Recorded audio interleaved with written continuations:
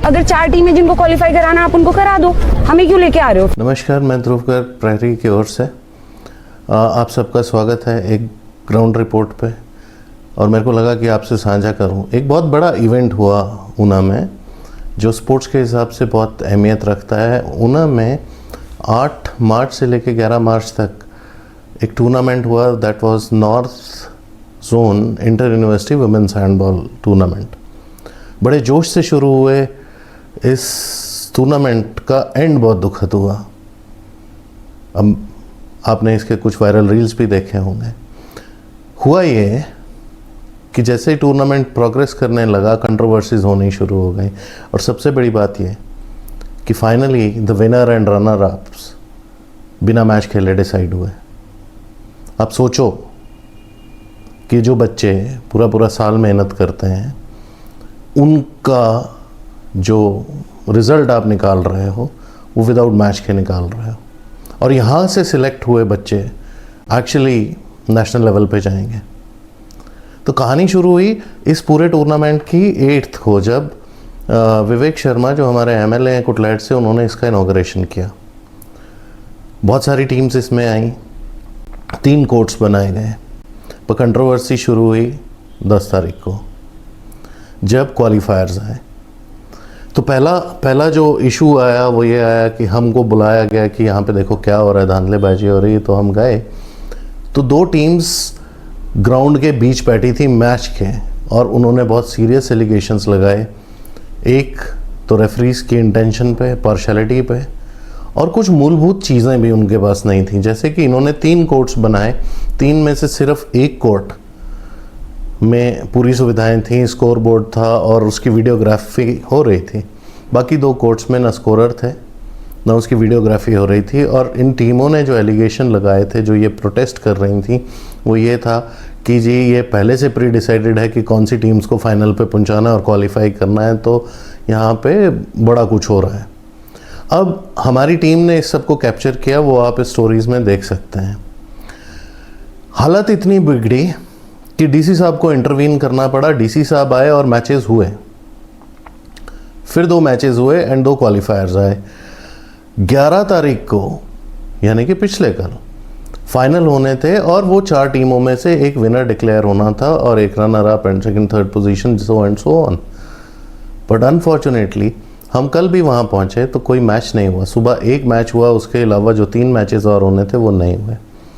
हम और हमारी टीम भी वहीं बैठे रहे और शाम तक वहाँ कोई मैच नहीं हुआ। और शाम को ये पता चला कि उन्होंने एक्स टीम को विनर बना दिया और दूसरी टीम को सेकंड दे दिया, थर्ड दे दिया, फोर्थ दे दिया। अभी मेरे पास आधिकारिक पुष्टि नहीं है कि ये मैनेज कैसे हुआ होगा, पर जो सूत्र और टीम के बंदे जो अनडिस्क्लोज्ड बोलते हैं कि हमारा नाम मत बताओ, वो बोलते हैं कि सर ये लॉटरी ड्रॉ के हिसाब से हुआ। अब आप सोचिए, हम एक्सपेक्ट करते हैं कि हमारे देश में स्पोर्ट्स आगे जाएंगे, ये बंदे मेडल्स लाएंगे, और जिन तरह कि हम स्टूडेंट्स को या बच्चों को जिस लेवल से उनको उठाना चाहते हैं, वहाँ पे नॉर्थ लेवल का टूर्नामेंट का फाइनल और पोजीशनिंग इस बेस पे हो रही है कि ड्रॉ में किसका नाम आया। बहुत दुख वाली बात है।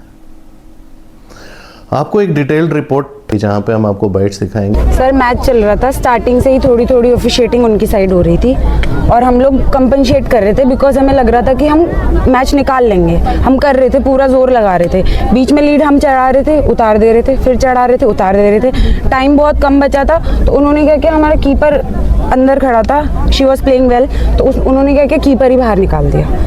तो विदाउट रीजन पेनल्टी भी विदाउट रीजन दे दी। उसके बाद जब पेनल्टी मारने की बारी आई तो कीपर को ही बाहर निकाल दिया, कोई रीजन नहीं था, उसको काट दे दिया, बाहर निकाल दिया विदाउट एनी रीजन।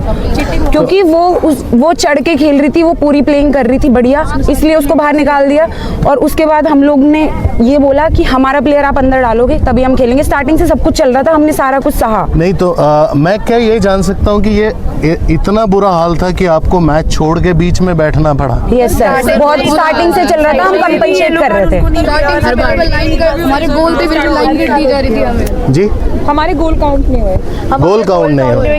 गोल काउंट नहीं हुए, 50% गोल जितने सर हम क्या होता है, एक प्लेयर अंदर खेलता है बीपी करके, उसको हम जितने पास दे रहे हैं उसकी सारी कटिंग 5-6 गोल तो ऐसे थे जो हमारे प्रॉपर गोल थे और उन्होंने सारी कटिंग बजा दी। हमने वो चीजें भी कंपनसेट करी, पर जब आप कीपर को ही बाहर निकाल दोगे तो हम कहाँ से कंपनसेट करेंगे ना उसे।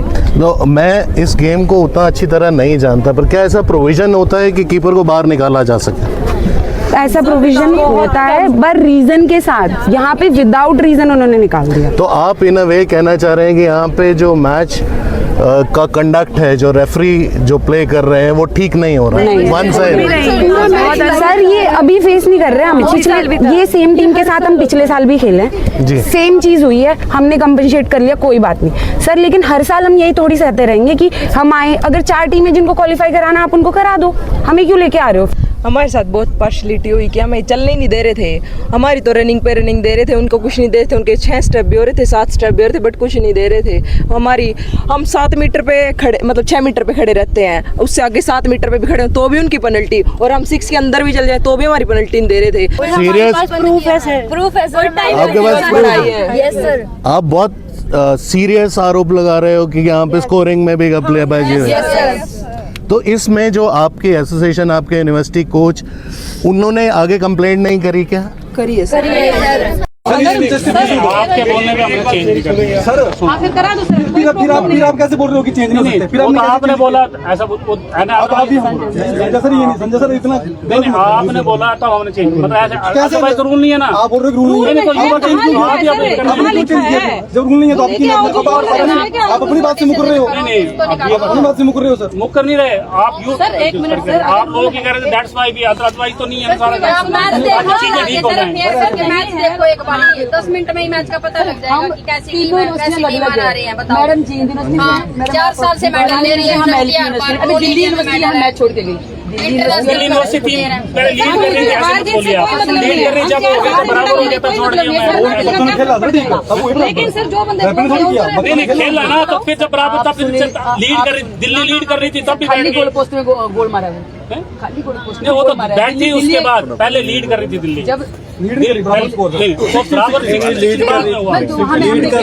रही थी दिल्ली, 1 गोल से लीड कर रही थी। बाद में जब वो बैठ संजय गई सर तो आप डिसाइड करिए, आपने जो बोलना वो फाइनल है, पर अगर यहाँ पे आप थोड़ा उसको हम तो आप बोल रहे थे आपको, फिर क्या हम पहले कह रहे थे कि अपने लिए अगर 1% सोचो सर, हमने एक्सेप्ट कर लिया। हैरानी इस बात की होती है कि एसोसिएशन ऑफ इंडियन यूनिवर्सिटीज़ की तरफ से ये टूर्नामेंट अलॉट हुआ एचपीयू को। एचपीयू ने ये दिया लाला जगत नारायण विमेन कॉलेज ऊना को ऑर्गेनाइज करने के लिए, और हम लोग जब वहाँ 3 दिन तक जाते रहे, हमको वहाँ पे कोई एज सच कमेटी नहीं दिखी। एक ऑर्गेनाइजिंग सेक्रेटरी ओंकार जी थे, जिनका बेसिक दायित्व उनको सहूलतें प्रदान करने का था, और 10 तारीख को तो सिचुएशन ये थी कि मीडिया वालों के कहने पे स्कोर बोर्ड लगाए गए।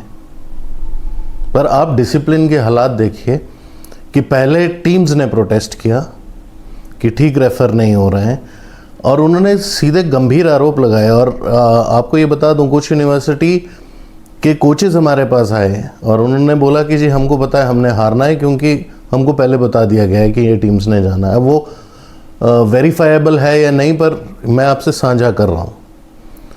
जो टीम विनर हुई डीसी साहब के सामने, जिसने